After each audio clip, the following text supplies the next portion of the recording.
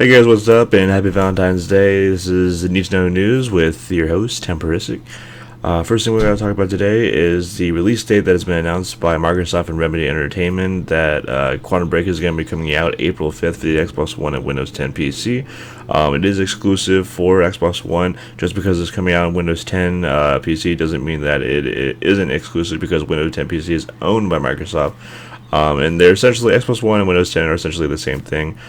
Since Windows 10 has the the same format as the dashboard has for the Xbox One, so it's not really anything different. You can just play it on your PC if you want to. But it was revealed back in 2013 that Quantum Break was going to be a new shooting game that involves using time as a weapon, bending space and time, and everything like that. But when you buy the game, you can also instead of digitally pre-ordering it, you can get a bundle if you don't have an Xbox One, or maybe you want to just get another Xbox One. You're going to be able to get Quantum Break with a console bundle. It's going to include a white 500 gigabyte Xbox One and a controller, as well as a digital download for Alan Wake on the Xbox 360. But if you don't want to do that, you can also pre-order it digitally right now on Xbox, and then you will automatically receive a copy for Windows 10 as well. So it is unfortunately exclusive to Xbox One. Just because it's on Windows 10 does not mean that it isn't exclusive, because Windows 10 and Xbox One are basically the same thing, just on a different platform, but it's using the same exact system.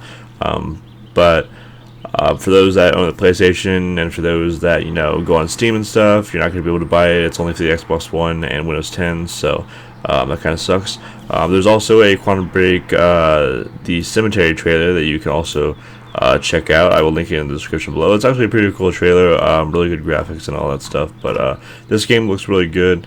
It looks like a kind of like a strategy shooting game where you're gonna have to utilize the ability of bending time and space. You're gonna have to use it kind of scarcely. I'm not too sure how it's gonna work, like how many times, like what the interval is of you using it and then not being able to use it. But this game looks fun. It looks pretty cool. I'm definitely going to be thinking about buying it and checking it out. I don't know if there's going to be multiplayer. I would hope that there would be multiplayer, but if not, then it's just going to be a single player experience with maybe like a mission or something, kind of like some sort of like survival thing, kind of like how the Division has in their beta. But nonetheless, this game looks pretty cool, and I can't wait for it. And then big announcement that 343 just announced is the next DLC that's going to be coming, I'm guessing this month. I thought we already had an update come this month with Riptide and Urban, but I guess that was last month. But I guess this month we're going to be getting Halo 5 Hammerstorm is the name that they're going to be going with for this next installment DLC that they've promised us since the game release until June.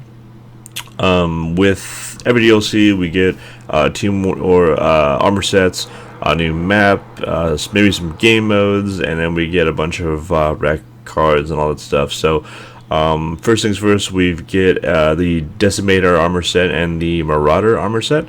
We're going to get a new arena map that is not a remix. In the past, we've gotten Overgrowth, which is a remix of Plaza, Regret, which is a remix of Truth, Riptide, which is a remix of Fathom, Urban, which is a remix of Battle of Nocturne, or whatever that Warzone map is.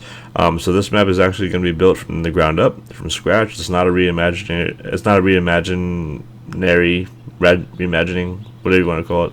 But it is set in a UNSC space station, so that's pretty cool. But the big thing here is not the map, it's not the ret cards, it is that we're getting 3 new game modes that have been long awaited to be put into this game. The first one is Griffball, second one is Assault, and the third one is Fiesta. Griffball, if you guys don't remember, it's been around since Halo 3. You guys have hammers, you have to grab the skull or the ball or the bomb, whatever you want to call it, and then score it into your opponent's goal. It was actually a pretty good like sport in esports that they had tournaments for it online and stuff like that, but it hasn't gotten as big as competitive arena or whatever you want to call it, events at X Games or stuff like that. It hasn't made it onto the big stage yet, even though I think it's pretty competitive. And then Assault has been around since Halo 1. I'm not sure if Halo 1, but Halo 2 at least. And then Fiesta, of course, is the game type where you spawn with random weapons and you just have a good time, which has been around since Halo 2, I think. And then these custom game options are also including the ability to create Oddball and Ricochet. So we'll probably have that a short time after this DLC comes out. And then the weapon, a new weapon that we're going to be getting that has been around for a while, is the Gravity Hammer, of course. We wouldn't be able to play Griffball without Gravity Hammer, so that's going to be making a return as a requisition card as well as being in the custom game options. And the user interface is also going to be getting revamped with new colors. We had 36 colors to customize our Spartan with, and now it's going to be moving to 60. Also, in addition, the emblem color selection is now going to be fully customizable with primary, secondary, and I don't know how to pronounce that word, color options. So hopefully it's going to be like it has been in the past, where you can fully customize it. When the game came out, they just gave us like little selections, like they put together 3 colors, and it those were our only options. We weren't able to fully customize it. So now that we can, that's pretty cool. So yeah, the map is going to be called Torque. It's going to be made from scratch. It's going to be on a UNSC space station, which is awesome. Also, the assault mode isn't going to be what you're thinking. It's not going to be like it was in the past Halo games, since we have sprint, clamber, Spartan charge, all these different armor abilities, and the maps are built to support these Spartan abilities, whatever you want to call them. They're going to be making assault in a different way than you've experienced them in the past. So definitely interested to see how 3v3 is going to mold assault to fit Halo 5's fast-paced gameplay. So yeah, that's basically all we have to talk about with this DLC. Not much with it. Of course, they blur out a good amount of stuff that we can't see it. They're gonna release more of the red cards and all that stuff when it gets closer to being released this month. But cool that they're sticking to their word that they gave us. They're gonna give us a DLC drop every single month, which is awesome. And then the last thing to talk about, as I've said with this new need to know news, I'm only going to pick 3 things and just go from there as to make the video shorter, even though this video is going to come up on 10 minutes anyway, because we had a lot of stuff to talk about with Quantum Break and Halo 5 Guardians. But a new movie is coming out that I just had to talk about. It is a first-person shooter. It's called Hardcore Henry. It's a first-person film with explosions, guns, and kung fu. Basically the audience is the main character. You feel like you're in the movie, since it's first person. It was first shown, if you go see Deadpool, it will be in the trailers. Hardcore Henry. It's shot entirely in first person. At first when I saw it, I was like, I don't know if I'm gonna like this. It's kind of different and stuff like that. But since the audience is the main character, it feels kind of cool and stuff like that. It's definitely a mature film. It's probably rated R. A lot of shooting, a lot of gore, a lot of cussing and all that stuff. But basically, how the movie goes is that you're a silent protagonist. Your wife, who's played as Haley Bennett, has been kidnapped, and you have a friend with you that's going to be following you along the way. And then there is villain Danila Kozlovsky. That wants to kill you for your bionic components since you were built. Your wife has, rebuilt you since you died, stuff like that, which is kind of cliche from the RoboCop movies.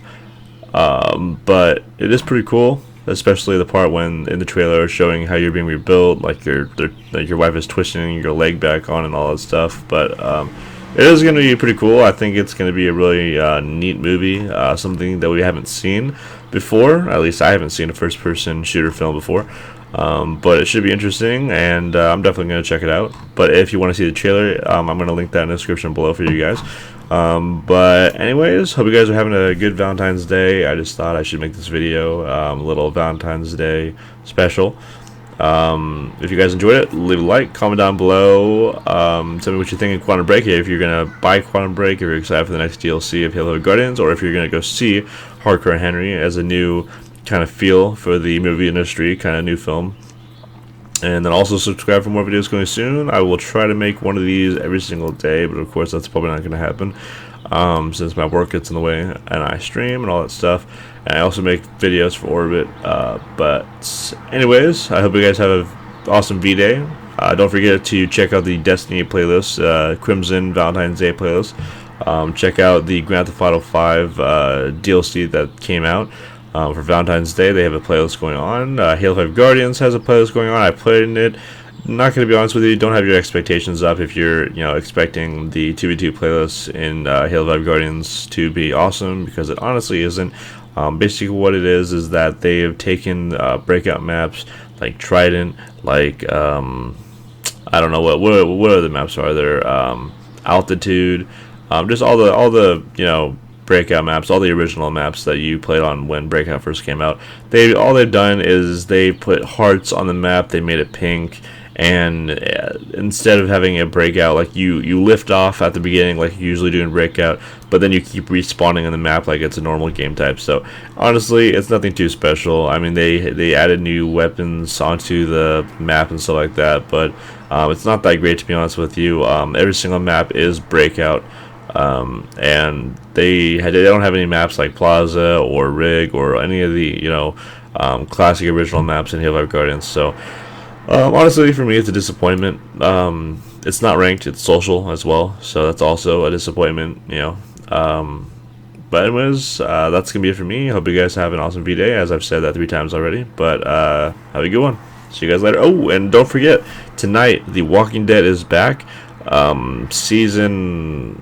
What season is it? Season 7? Season 8? I've lost track. I've seen every single episode, but I've lost track. But definitely check out The Walking Dead. It's going to be on tonight.